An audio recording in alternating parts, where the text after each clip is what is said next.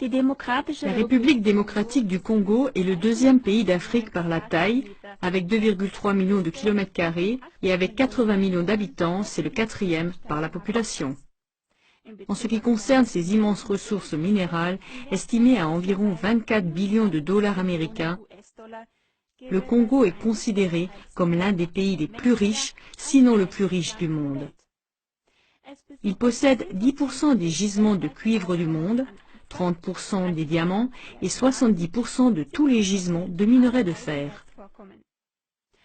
Mais surtout, on en extrait plus de 50% du cobalt requis dans le monde entier, le cobalt étant un minerai sans lequel, par exemple, serait inconcevable l'industrie électronique et toute l'industrie de l'armement d'aujourd'hui qui dépendent de cette dernière. Avec la production d'électricité de son fleuve, le Congo pourrait alimenter toute l'Afrique.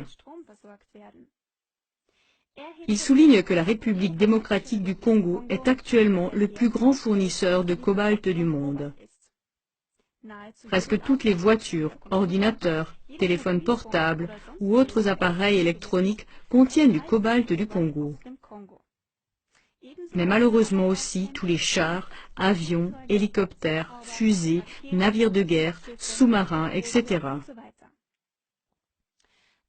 Un document stratégique de l'administration américaine indiquait même très clairement qu'il serait impossible de faire la guerre sans le cobalt du Congo.